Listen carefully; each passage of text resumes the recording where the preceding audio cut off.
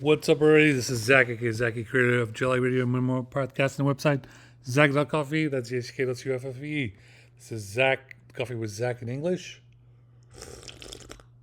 Or you can drink some tea. I like to drink tea as well. Let's go ahead and start the show for Monday because we have to talk about the Israel Iran war, and it's a very dangerous, very tumultuous.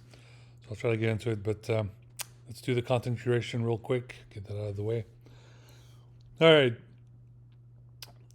Israel Iran war is now a brutal test for staying power. This is from The Economist. Up next, Putin's next target, Estonia, is girding itself for an invasion as its Russian minority grows restless from 1843.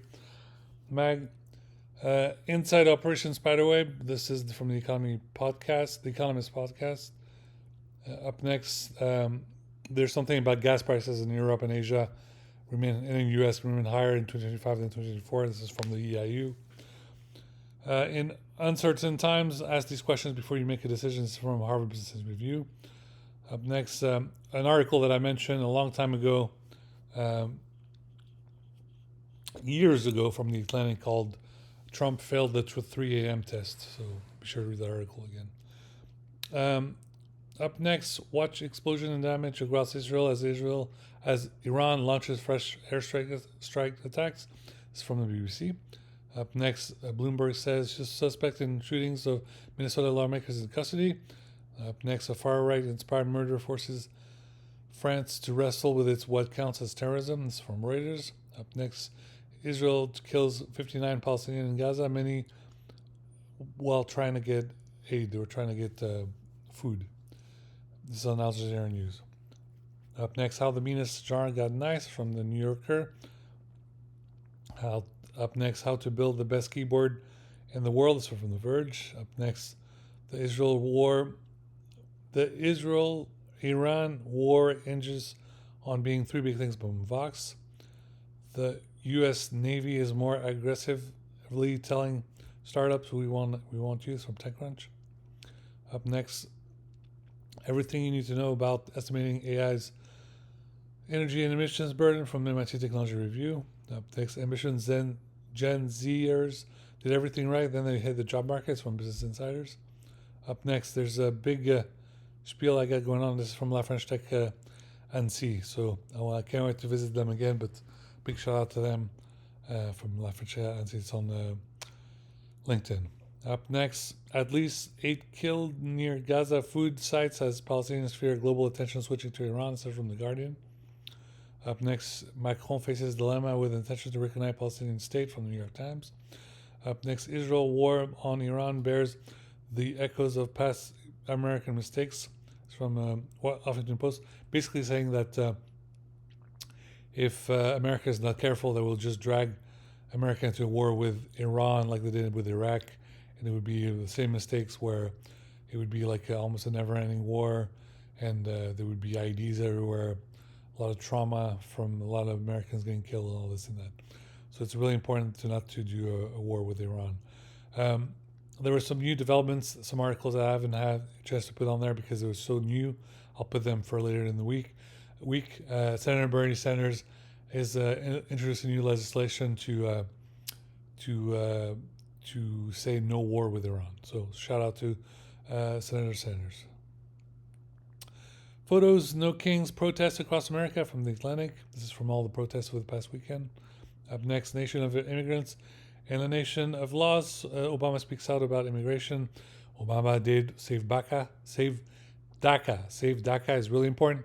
Save DACA helps all of the Latino ex-people in America to get an education and then hopefully become dreamers, which let them get that college education and then become citizens eventually. Up next, Trump had visions of Middle East peace and Netanyahu had other ideas from the Washington Post. Up next, at Paris protests in support of Gaza, anger and fears run high. The rally of support of Palestine organized on Saturday in Paris reflected an atmosphere of anxiety after Israeli strike on Iran. It's from Le Monde. Up next, The illusion of thinking. Apple research finds AI models collapse and give up hard puzzles. It's from Mashable. Up next, the four uh, grunge groups that featured Jeff Amen and Stone Kassar. It's from Vice. Up next, Netanyahu and Trump are trying to have it all. It's from The Intercept. How Sally Ride blazed a trail for women in space from Nat Geo. Up next, Elon Musk may be gone, but Doge isn't done remaking the federal governments from NPR. Up next, No Kings rallies draw thousands across Sacramento and surrounding counties. It's from Capricorn News. Dérisoire centenaire sur la route des superpétroliers, Le Monde diplomatique. Up next, the battle for Kiev captures the desperate times from Foreign Policy. Imperial President at home, Emperor abroad. This is from Foreign Affairs. Basically Trump, the Emperor has no clothes. The messy reality of Philippines democracy from Diplomat. How long can Ukraine fight from the Cypher Brief? Up next, new quantum algorithm factors numbers with 1 qubit, Quantum Magazine. Then we have an article from CERN, be sure to check it out on the LINAC 4. Then we have NASA Plus documentary, Cosmic Dawn, reveal untold story of James Webb telescopes. Okay. Then I mentioned that it's Monday, June 16th. It was a very interesting weekend. I wanted to enjoy myself and the 24 Hours of Le Mans. And I did, but unbeknownst to all of us, Netanyahu went full psychopath and attacked Iran, then fled to Greece. He was about to lose power in 1 to 2 weeks, as Yair Lapid would take over as prime minister, because every time the millions of people in the street around the planet is chanting for a two-state solution in Palestine and Israel with the 1967 borders, Netanyahu keeps messing up the peace process. Every damn time. Netanyahu is literally Higgs from Death Stranding 2, and I cannot wait to defeat him and beat the shit out of him. Metaphor. I am sick of the military industrial complex. First it was Dick Cheney, now it's Netanyahu. Netanyahu has pointed nukes to the US and Europe. That's blackmail. And he has gone way too far. It is time to show him a lesson and remove him from power. And for Israel to have a new prime minister, Yair Lapid, who will give Israel peace of mind and a peace process for the Palestinian. It's important. It's long overdue. And time, I hope everybody had fun at the 1,800 protests nationwide against Trump. Well, nobody showed up for his birthday party. People were fed up with the Trump TV show season 2, Trump Matrix, and Trump is a pedophile. For the love of God, please have someone in charge who knows what they're doing. The world needed Kamala Harris. It's a damn shame. Anyway, it's Monday. The week just started. I'll try to watch out for the stock market. Thankfully, it was okay today. And I mentioned how I'm about to do a vlog, and I had about 2, now 3 or 4 new PlayStation live stream videos on my YouTube channel for gaming. And everybody in NORAD is worried about Netanyahu starting World War III, so please stop him, because thanks in advance. They were thinking about throwing NATO weapons in Iran. That would be a terrible idea, because if you inflame Iran, then you basically inflame the whole Muslim world. There's like